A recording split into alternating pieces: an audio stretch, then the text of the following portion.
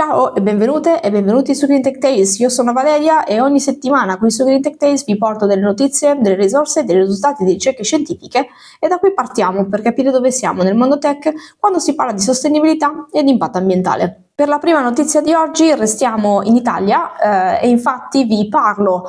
della valutazione di impatto generazionale. Il 29 ottobre, quindi meno di un mese fa, la Camera dei Deputati ha approvato definitivamente una norma che introduce la valutazione di impatto generazionale per ogni nuova legge. Ma di che cosa parliamo e in che cosa consiste? La valutazione di impatto generazionale sottolinea la necessità che si sta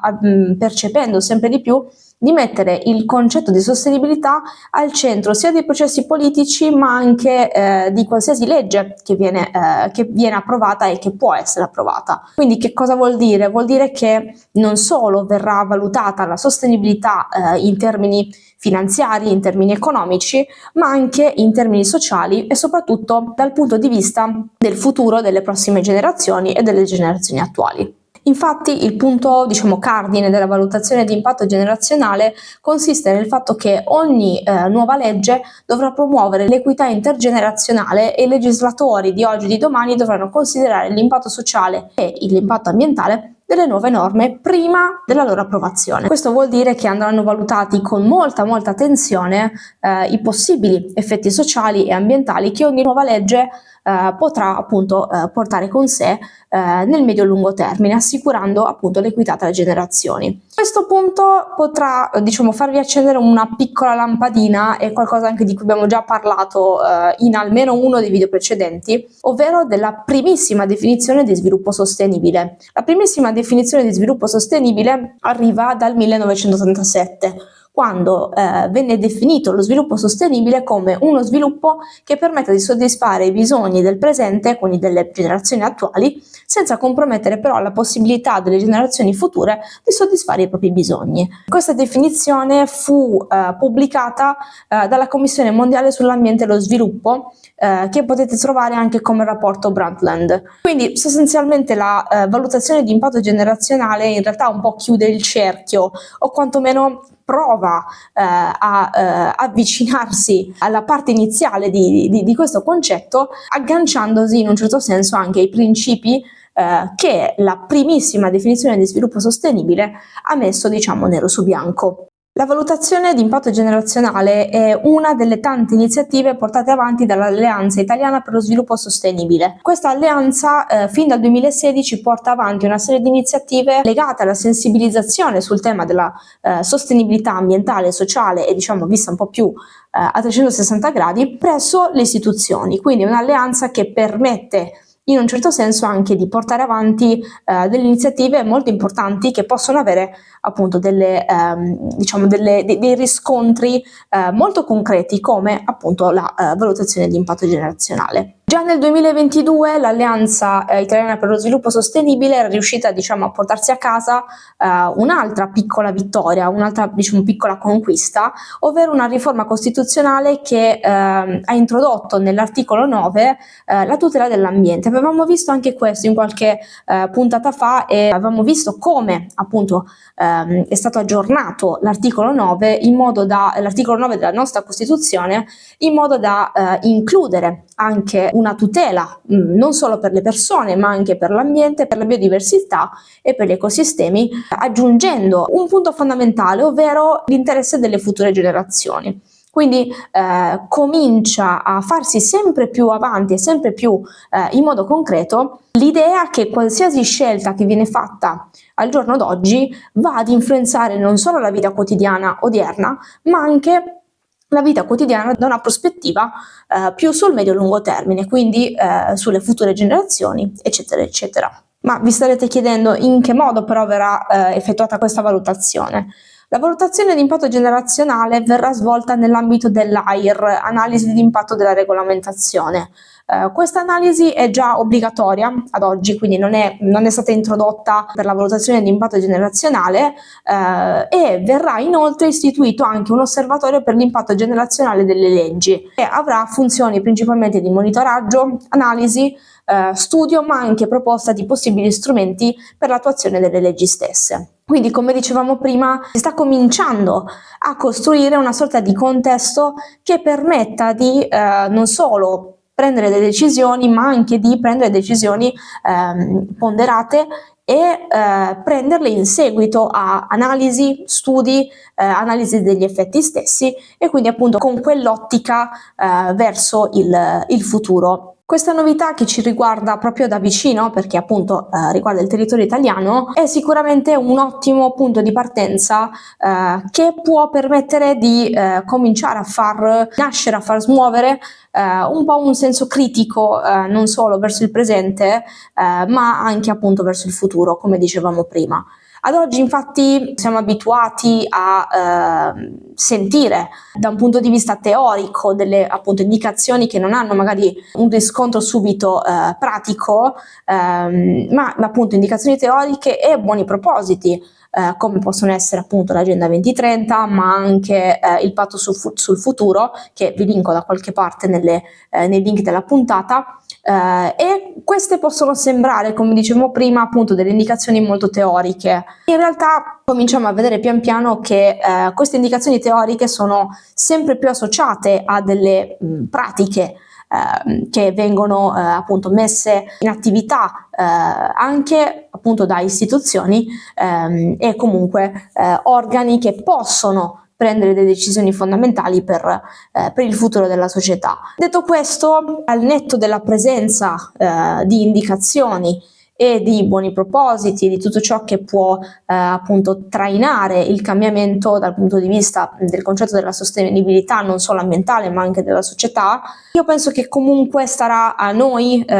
cittadini, ma anche alle istituzioni provare a fare del proprio meglio per, diciamo, come dire, mettere un po' da parte quella vena egoistica, consumistica e anche che ci porta a fare delle scelte sempre in modo più veloce, sempre diciamo con sempre più fretta, che inevitabilmente appunto è diventata quasi normale. Quindi magari cominciamo a vedere un po' il lato negativo, la conseguenza di questo tipo di abitudini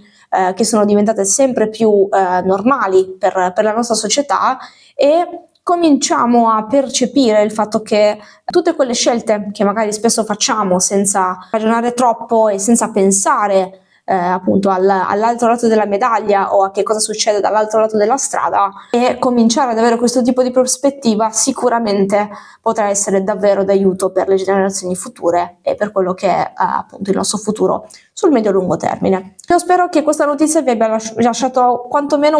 un'idea o un inizio di diciamo ragionamento un po' più critico, ma secondo me comunque è un'ottima notizia, un ottimo punto che può portare appunto il tema della sostenibilità come e dello sviluppo sostenibile come è stato definito in primis oltre 30 anni fa su una società diciamo ben diversa da quella del 1987 quando era stato definito appunto lo sviluppo sostenibile.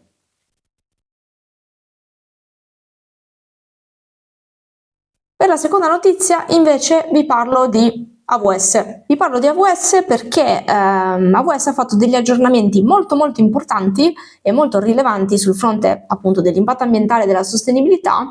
sul suo tool chiamato Carbon Footprint Tool, che se avete diciamo percepito appunto il nome probabilmente avete già idea di che cosa si tratta. A partire dal 2022 AWS ha messo a disposizione dei propri clienti il Customer Carbon Footprint Tool, potete trovarlo scritto come CCFT, appunto la sua sigla, ma è uno strumento mediante il quale i clienti possono tracciare le emissioni di CO2 attraverso delle stime che appunto lo strumento fornisce e sono stime associate all'utilizzo degli strumenti AWS che sono attivi per quel cliente. Con l'ultimo aggiornamento, quindi con la versione 3, risalente alla fine di ottobre, quindi diciamo proprio poco tempo fa, sono state incluse degli aggiornamenti che riguardano principalmente le emissioni associate allo Scope 3 e ulteriori piccolissimi aggiornamenti alle emissioni derivanti da attività che possono essere caratterizzate nello Scope 1. ovvero le emissioni dirette. Per chi non è familiare ai concetti di Scope 3, Scope 1 e ovviamente c'è anche lo Scope 2 in mezzo, stiamo parlando del Greenhouse Gas Protocol, che è uno degli standard internazionali che vengono utilizzati per la rendicontazione dell'impatto ambientale delle aziende. E AWS con questo tool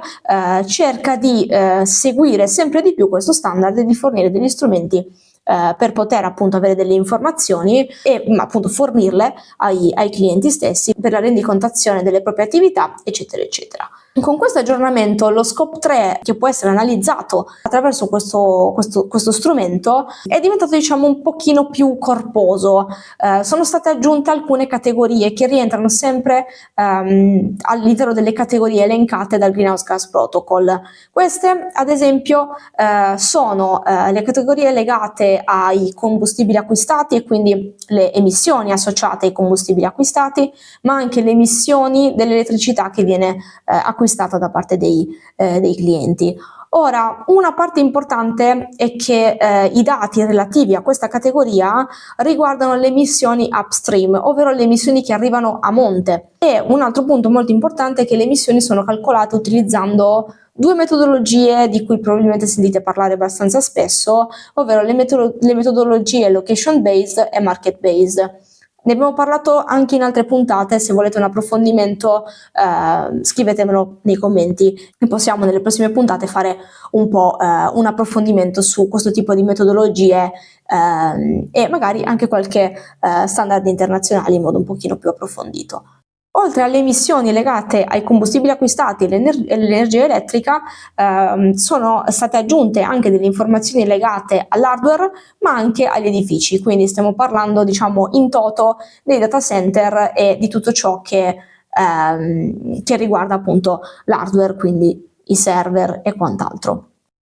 L'aggiunta di ulteriori informazioni da parte di AWS chiaramente è un punto molto importante, è un punto davvero fondamentale, anche soltanto per il fatto che l'azienda si sta cominciando a rendere conto che oltre a tenere conto dell'energia elettrica che viene consumata, ci sono tante altre attività che diciamo alla fine dei conti vanno a contribuire alla somma delle emissioni di CO2 di tutto ciò che sta intorno ai servizi di un provider come AWS. Quindi è una buona notizia, chiaramente lato provider e soprattutto lato AWS c'è davvero tanto da fare per offrire ai clienti delle informazioni chiare, degli strumenti che possono essere facilmente utilizzati e quant'altro per poter capire il proprio impatto ambientale ed esserne principalmente consapevoli per poi fare delle scelte ponderate come vedevamo prima. Quindi, per concludere, questo aggiornamento sicuramente è un'ottima notizia, è un ottimo passo avanti. Alcuni punti legati a questo aggiornamento e anche a tutto ciò che è stato aggiunto rimane un pochino una black box, rimangono dei punti ancora un po' diciamo con dei dubbi e sicuramente c'è ancora tanto da fare. Quello che però mi sento di consigliare e ho pensato di consigliarvi quando ho letto questa notizia e ho deciso di portarla sul canale è che per chi lavora ad esempio a stretto contatto con aziende simili o comunque chi ha la possibilità di portare il tema della sostenibilità e dell'impatto ambientale diciamo su dei tavoli di discussione, vi diciamo invito, vi sfido forse anche a provare a portare questo tipo di tematiche. Infatti molto spesso gli utenti, mi è capitato di parlarne anche durante degli eventi, hanno tante domande, tanti dubbi e magari vorrebbero anche includere qualcosa legato alla sostenibilità e vorrebbero essere un pochino più informati di che cosa succede dietro le quinte dei propri servizi, ma non possono farlo perché gli strumenti non prevedono questo tipo di monitoraggio, questo tipo di analisi. Quindi da una parte gli utenti hanno sicuramente bisogno di informazioni in più e bisogno anche di diciamo istruzione da questo punto di vista, ma allo stesso tempo anche i provider devono percepire un po' una spinta verso l'interesse su questi temi, perché sappiamo molto bene che purtroppo la sola diciamo vena legata alla sensibilizzazione, all'essere sensibili a certe tematiche in questo momento storico purtroppo non è sufficiente. Quindi, detto questo, io per oggi ho finito, spero che le notizie vi siano piaciute, che le abbiate trovate interessanti. Come sempre vi lascio le notizie così potete approfondirle, leggerle e magari se vi vengono delle domande, dei dubbi e quant'altro scrivetemele, avete i miei contatti, avete la sezione dei commenti qua sotto e come al solito se volete sostenere il canale vi lascio il link Ko-fi qui, potete offrirci, non so perché parlo sempre al plurale, pensate a me e ai miei gatti, potete offrirci un tè oppure un caffè. Se invece non potete sostenere il canale economicamente non è un problema, condividete il video, mettete mi piace, commentate, interagite un po' con questo tipo di contenuti, ma soprattutto inviate questo tipo di contenuti o anche il canale ad altre persone che possono essere interessate al tema della sostenibilità ambientale applicata alla tecnologia. E niente, io direi che vado a farmi un tè e ci vediamo alla prossima settimana.